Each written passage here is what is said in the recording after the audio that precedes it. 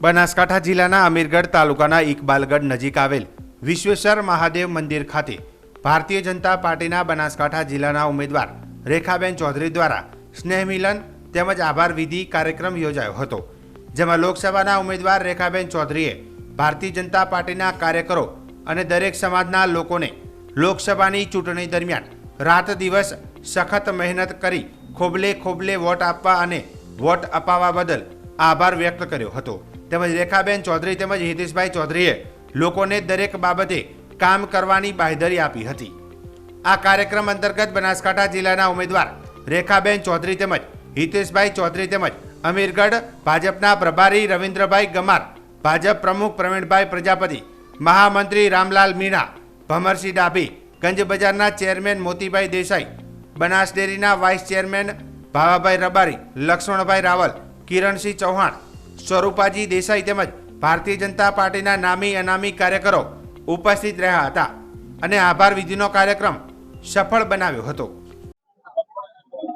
લોકસભા 2024 ની ચૂંટણીમાં મને સાથ સહકાર અને અપાર સમર્થન આપવા બદલ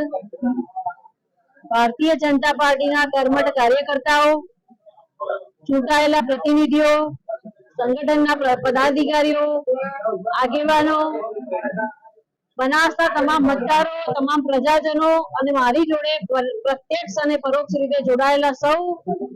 પ્રજાજનોને હું હૃદયપૂર્વક આભાર માનું છું। અને તમે જોયું કે બનાસમાં જે 69.62% જે મતદાન કર્યું છે બનાસવાસીઓએ લોકશાહીના પર્વને જે રીતે ઉજવ્યો છે એ માટે તમામ બનાસવાસીઓની જે જાગૃતતા છે, જે નાગરિકતા છે, એને હું વંદન કરું છું। અને તમામ બનાસવાસીઓનો મત એ રાષ્ટ્રહિતમાં કામ આવશે, ભારતના ઉજ્જવળ ભવિષ્યને આગળ લઈ જશે એવું મારું માનવું છે। અને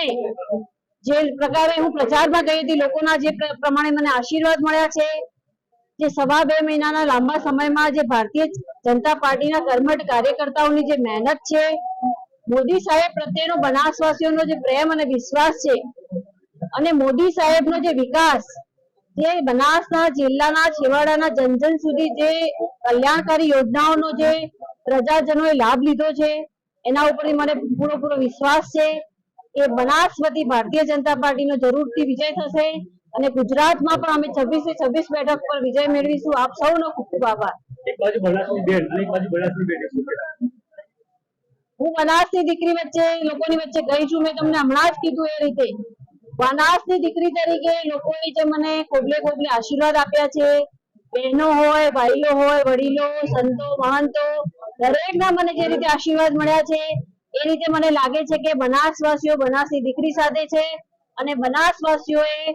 જે બનાસની જે 36 કોમની સમજુ અને હોશિયાર પ્રજા છે,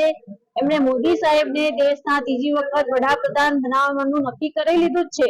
એટલે બનાસવાસીઓ એક કમળ જરૂરથી મોદી સાહેબને અર્પણ કરશે।